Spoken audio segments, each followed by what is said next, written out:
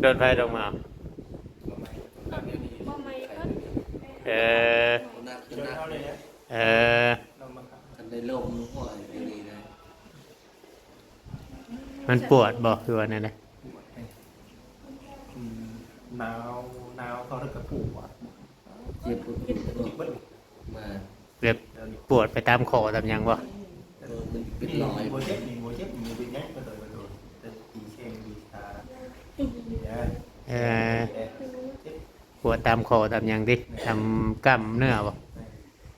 เออโมเจ็บแล้วเดี๋ยวเพิ่นว่าเป็นหยังบัดเป็นไข่วัดใหญ่เนี่ยเขาเป็นจริงก็เกิดไข่ธรรมดาอย่างเงี้ยแต่เขาป่วยมันถึงเองเลยเดี๋ยวเรา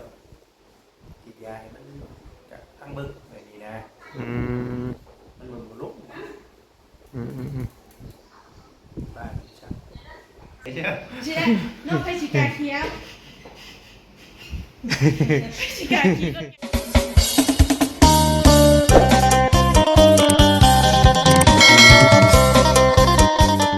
ทักทายสบายดีพ่อแม่พี่น้อง FC ลุงป้าน้าอาประชุมทุกคนเพียงเนาะนี่ตอนรับทุกการเข้าสู่ช่อง YouTube ของวันชายใจกันร้อยเพียงเนาะคือเก่าคือเดิมพี่น้องกันเนาะเพิ่มเติมก็มาทางงานของหมอพี่น้องกันเนาะมาเยี่ยมอาการของหมอจิตเพิ่นพี่น้องกันเนาะบดีเผามาแต่บ้านคุณตาคุณยายพี่น้องกันเนาะทางหมอเวียงเองก็เข้ามาทางห้องหมอพี่น้องเนาะคือว่าในช่วงนี้ก็คือว่าเนี่ยห้องหมอไปห้องหมอเรื่อยในพี่น้องเนาะเมื่ออาทิตย์ก่อนพายายไปนี่มาเยี่ยมแต่ว่าตัวนี้มันบอกไกลพี่น้องอยู่เซโนนี่เนาะเพียงเนาะอย่างไรก็มาเบิ่งมาชมนำกันพี่น้องเนาะพระพ่อแม่พี่น้องFC เลยพี่น้องอยู่ห้องหมอได้ตอนนี้มาสบายดีเด้อน้องคนกระจอดจุดอ๋อนี่พอเท่าว่าพี่นะโอ้พอเท่าไพ่เมื่อเอามาตัวเข่าอ๋อ8 โมงอ๋อนั่งรถโดยสารมา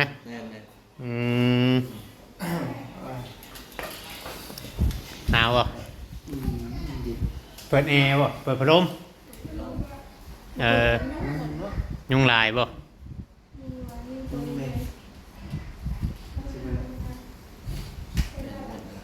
น้ำเกลือบ่คือน้ำยาน้ำเกลือหรือว่าเป็นไข่ตั้งแต่มื้องานดอกโมเมนต์เรื่องนั้นคนไหนบ่แห้งเป็นเฮาบ่ได้มาหาหมอโดนเนาะเป็นเฮาบ่ได้มาหาหมอโดนเฮามาจนย่างเพิ่นน่ะได้เห็นในคลิปเนาะตอนนั้นใครในตอนขึ้นรถนะตอนบ่ได้ขึ้นรถเลยป้าค่อยว่าบ่ได้เอิ้นชื่อได้ยินเพิ่นแล้วได้ยินได้ชื่อเพิ่นแล้วแต่ใจเพิ่นว่า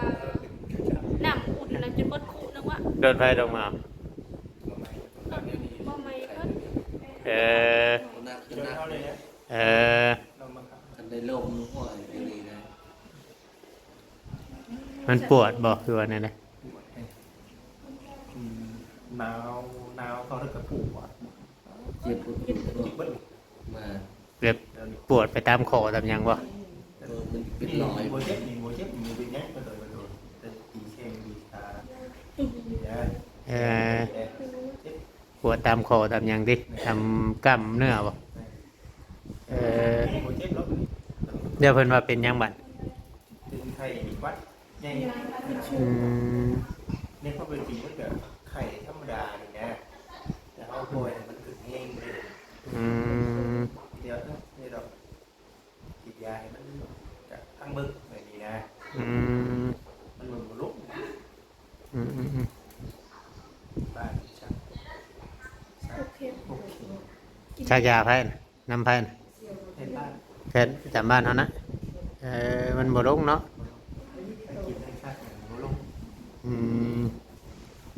ตั้งแต่สิบมาเลยได้มาเราพอมาหอดนั่นแหละ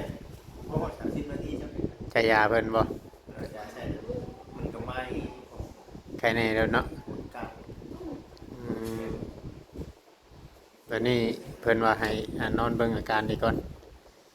ที่ว่าสิขอเพิ่นมาตอนเช้าเพิ่นบอกว่าช่วง เลือดยังตก ช่วงแรกยังจะมีอันน่ะยายรู้เพิ่นว่าได้ อ๋อยังสิใช้ยาอยู่ เด้ ยังก็คือว่าคือแดงๆอ๋อท้องน้ำแล้วมันเดือดไอครับ ใครจะแล้วยังไงใครจะแล้ว เกือบได้ยินเสียงจิตเด้ ว่าว่าค่อยเบิ่งอาการนี่ค่อยคิดว่าอันมันสิอันเป็นข่อยเป็นตอนนั้นเนอะค่อยเรียกว่าเป็นอันโรคอันแบบเดียวกันบ่ว่าไม่ใช่แล้วค่อยเป็นตอนนั้นค่อยอยู่เฮ็ดงานอยู่ไทยกัน คือเพิ่นเบิ่งโทรศัพท์แล้วพอเบิ่งโทรศัพท์ก็เคยเบิ่งจังซี่เนาะตาจนข้าง เคยเป็นชมเทือนี่ จักโมงจักโมง เป็น ตอนนี้นะเริ่ม6 โมง 6 โมงเริ่มอาการเย็นเด้ ขาวโมงแดงบ่ 6 โมง ช่วงนี้เหมือนนอนดิ่นโทรศัพท์ 6 โมงกับบ่ปานใดนะ6 โมง จักโมงมาของหมอเมื่อคืน หมอดิ่น 7 โมง 7 โมงตอนแรกนี้ 7 โมง อันนี้บ่ได้เบิ่งโทรศัพท์เลยบ่ได้นั่นเลยบ่ได้เบิ่งโทรศัพท์เนี่ย เอาช่วงยังน้อยก็กินไปนี่นะ เคยเป็นบ่ เบิ่งเลย อ๋อ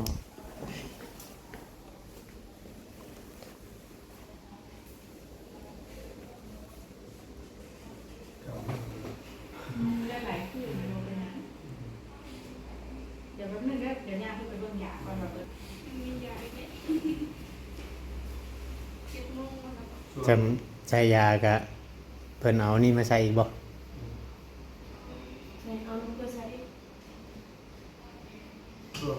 ยังน้อยเป็นแห้งเลยพุดน้ำใช่ช็อกแข็งอันนั้นแข็งเลยเปล่าเลยมันจะคืออยู่หน้าเลย เออ แข็ง เคยเป็นนี้แล้ว เคยเป็นนะ ส่วนมากเนี่ยแต่เดี๋ยวไปว่า จำเป็นเลยมาโดดมาห้องหมอใหญ่โดดบัดนี้มันสำบาย ปะเรื่อยๆเลย เฮาอัน ขนาดเมื่อวานนี่อยากไปเวียกกับบ่แซนนะเฮาว่าย่าอย่าไปนะเฮาว่าเช่าก่อนนะ อืม คืนจะพองแม่อย่า ก็แต่มื้องานดองเพิ่นยังบ่ได้ไปเวียกใช่ดอก บ่ เออมาวันสีต่างๆในต้นโตเลยนะเนาะ ทักแขกเอาสินะโอ้กูทักแขกนะให้เพิ่น บุคค มา ลเอาเช้าคนจะโอเค อืม ให้เพิ่นมานอน ว่าอยู่คือสิงะ นึงเดี๋ยวเราลงมาใส่ยาให้ โด เลย ย คือสิเงาๆมื้อนะ เดี๋ยวมันจะคิดว่าอย่างนี้ ใส่จนเท่าเบิดกำหนดเพิ่นพุ่นแหละเป็นจังได๋ซะเพิ่นมีให้ใส่เลย เพิ่นจัดแล้วก็ได้มาหาเพิ่นเลยมาปุ๊บใช้ยาปุ๊บก็คือว่าเห็นผลเลยเด้อสัตว์แม่บ่เป็น ทำสำเร็จสำเร็จเลยลุกใหญ่บ้านเขา ครับ กินไปสำเร็จนึง แม่นนะ ถ้าเป็นแห้งอยู่ดี กินลายเป็นตับได้ ไม่ได้ คำมันไข่ยุงนี่โหนอนเป็นอาทิตย์พุ่นได้อยู่นี่ อาทิตย์หนึง ญาติใครยุ่งเรื่องยังเว้ยใจเก่งแก่นะ เออ จะเป็นในนอนลาย ซาพาอันเขาจะเออกมาตะกี้พอดีตกอยู่อาทิตย์หนึงอยู่ห้องหมอนี่ เคยเป็นได้หนึ่งเลยใครยุ่งไหมนอนไปอาทิตย์หนึงช่วงนั้น นอนอา ช่วง ทิตย์ห เกี่ นึ่ ยว ง เข่า ทีก็เลยว่าน อนห้องหมอนี่บ่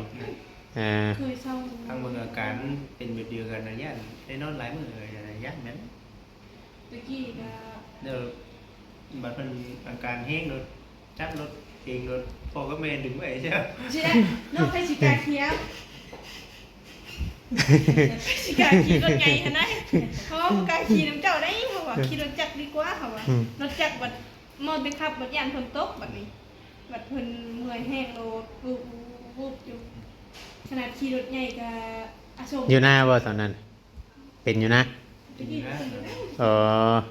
ยังน้อยนะยังประมาณ10 ปลายปี บ่แล้วอันเป็นไข่ยุงมันเกี่ยวเขา เอ นะ อแม่น กายนี่บ่ ดีกายนี่อยู่ได้นาไก่เนี่ยเกี่ยวเขาเนี่ย แม่นอยู่ อืม ยังเที่ยว อันนั้นบ่ปานใดน่ะ อาจสิเป็นเนาะ แต่ว่าใช้ยาอีกชุดนี้ก็เบิดอันนี้ก็มะแดงก็คือสินั่นน่ะเนาะมื้อเช้าเนาะ เพิ่นใช้ยาชุดนี้แล้วก็ รอบสิเมื่อเพิ่นก็สิแต่งยาย อืม ยายครับทำห้องได้ยาย อืม ถุงเนาะ ต้องเลย ตรงอะไรมันจะเชื่อแบบ บ่ว่าจะเกี่ยวอะไรเลย มันอยู่นี่เนาะใช้ตลอดบ่ แบบว่ายายเป็นหลาย เอาเบาไม่ได้เป็น โอ้อันอยู่นี่บ่ยาบัดเฮาเมื่อนบ่โอ้แน่นอนอืมข่อยตอนนั้นเป็นกระเพาะข่อยก็มานี่ละตอน ขาเมื่อ 3 เดือนพุจังยาต่อยาเพิ่นด้วยเทื่อละถุงยางเพิ่นน่ะเพิ่นเอาให้ เนี่ยนะ หลายยานะมิดใหญ่อีกเนาะ กินไม่ง่ายนะกินยาอยู่บ้านเนาะเอาบ่ลงกิน บ่รงมันเฮาบ่ได้ตรวจเลือดตรวจหยังเนาะเฮาบ่ได้ตรวจเลือดมันบ่ถูกเด้ กินลงมันชั่วคราว ตัวขาวมันเป็นยานั้น ลงจุดเดียวมันขึ้นมาแห้งกว่านั้นอีก สัวข้าวเนาะ เดือพยานเฮา ขึ้นมา แบบ แห้งกว่านั้นอีกเดี๋ยว ญาติเฮามันอันนั้นมันบ่แพ้ยาบัด มันบ่แพ้ยาแน่ บ่เกินชั่วโมง2ชั่วโมงเนาะ แม่น ชักบัดชักคือว่าหึงนี่นะ อืม ชักบัดหึงชักรอบเช้ารอบ6โมงแล้วบอกขึ้นดีกว่า อืม ปวดเข้ามาแล้วมันกล้าโอ้ย คนบ่ค่อยหลายปานใดเนาะ มือเราหน้าที่เต็มไปเลยคือ อืม เต็มไปจำไว้นะมาเสียงก็มาทีไหม เข้ามาตอนแดงอยู่บ่ มันไปทางใดมัน บ่เสียงนี่ลุงเก่งกระบอก อืม มาเห็น นั่นนะทาง เห็น ใกล้พระรานพุ่นแกะพุ่น ได้งานอยู่แล้ว งานเพื่อนแม่ตู้นั่นนะประตูโสมมันนะ อ๋อผมยุ่งงานหลายมือเบีย คืนนี้จนย่านคืนเกือบกีบป้ามัด ไม่ได้ถือเกิดมาเลย เพิ่งว่ามันเป็นกลางคืนเนาะมันยากแล้วกลางคืนนี่เฮาเดินหา ทักกับ คนหาภัยก็ เปิดตี เนี่ย ปะเลยมันปิดเลยแม่กันเจ้าเขาเรียกแม่กันเราลง ไผใส่อยู่เพื่อนน่ะ ถ้าบอกก็ทำแม่ เออ มันคืนนี่แบบ ปะ โผล่ลงมานะมันคืน ไม่เสีย ปะเลยแม่จักคอมเพชรแล้ววะชื่ออะไรหรอแหมกันอยากคนมาปิดให้งับลงให้ ตอน อาเผยบ่ได้มาบ่ ฮะ อาเผยบ่ได้มาบ่คืน ตอนเพิ่นเอาน้ำลูกมันได้มันนักเนี่ย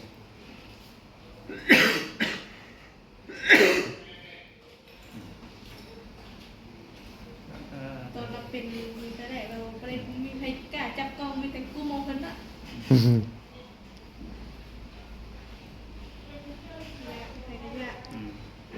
กายชิบรอดได้ผลนะ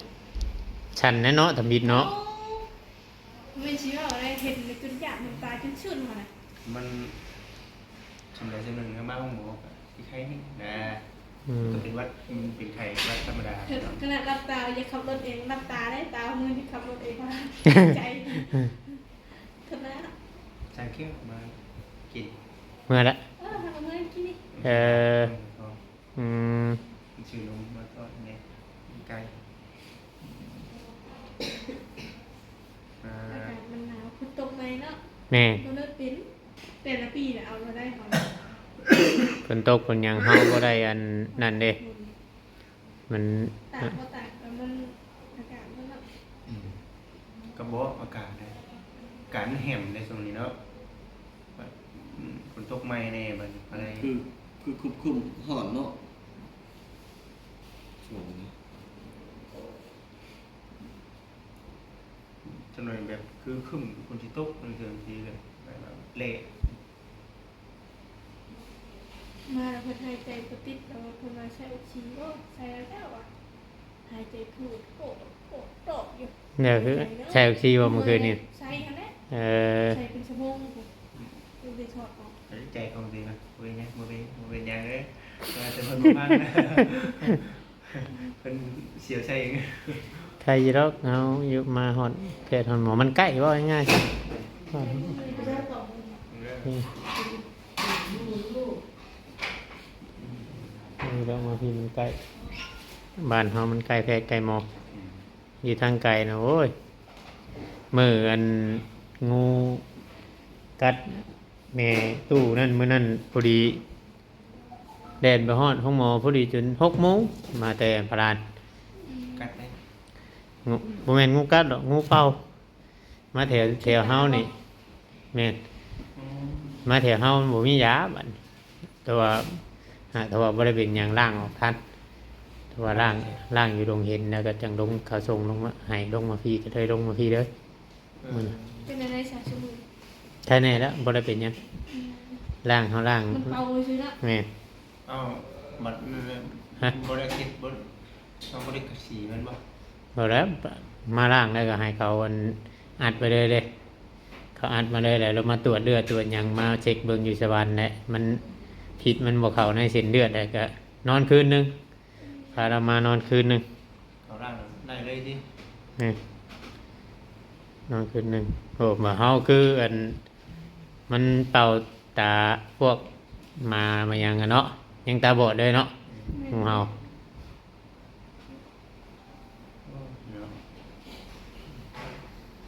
มันไกลอะนะว่าสิเมื่อตอนแรกคิดว่ามากับเมื่อก็คิดว่าค่ำเติมแล้วมาพอดีเพิ่นบ่ให้มื้อ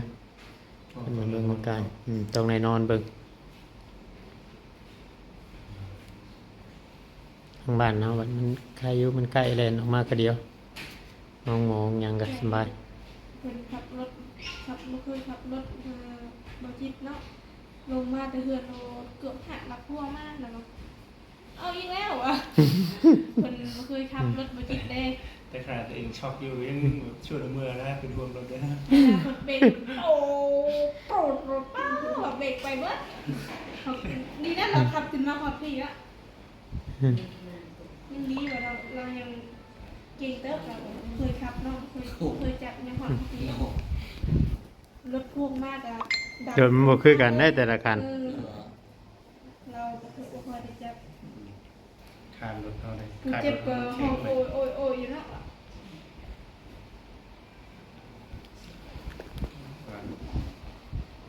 ใกล้ในแล้วพี่น้องเลยใกล้ในแล้ววันนี้ คะแนนแล้วเนาะดีขึ้นแล้ว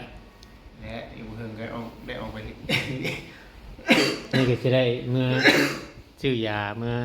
ชักมาน้อยก่อน มาหน่อย นะมามันบ่กินข้าว ถ้าเมย์ได้ออกประเภทไหน กาแฟหยังไง กาแฟปอง ฮะ กาแฟเป็นปองมันได้ เมย์มาเลย กาแฟผงกาแฟบ่ได้ชงอันนี้นี่เป็นพุ่นนี่ ปองก็ได้กาแฟห้อง เป็นปองแบบใด เป็นเบอร์รี่มันหยังนี่เช้าบ่ มันดีกินมันก็ไข้กว่าเก่าอยู่ได้ล่ะ มัน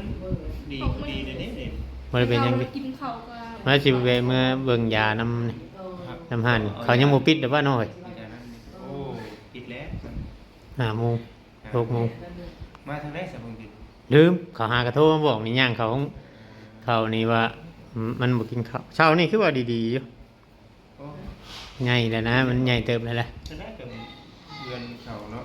เราเมื่อกันเมื่อ6 โมงเลย ไปแวะเบิ่ง อยู่เป็นห้องเลย 6 โมง ให้เพิ่นพอดีได้หมอเพิ่นมาสักอย่างนะเช้าไว้ๆเด้อพี่เด้อ ขอบใจเด้อขอบใจ หมอเพิ่นมาใช้ยาไหนบ่จ้ะครับบ่หมอเพิ่นกำลังสิมาใช้ยาพี่น้องเนาะ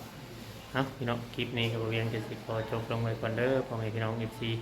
ถ้าว่าผิดพลาดก็ต้องครับโทษขออภัยนำในรายเนาะพี่น้องมาเยี่ยมบ่จิตอยู่ห้องหมอพี่น้องเนาะโอเคพี่น้องคลิปนี้ก็ไปก่อนแล้วพี่น้องก็เข้ามาสบายดีเนาะ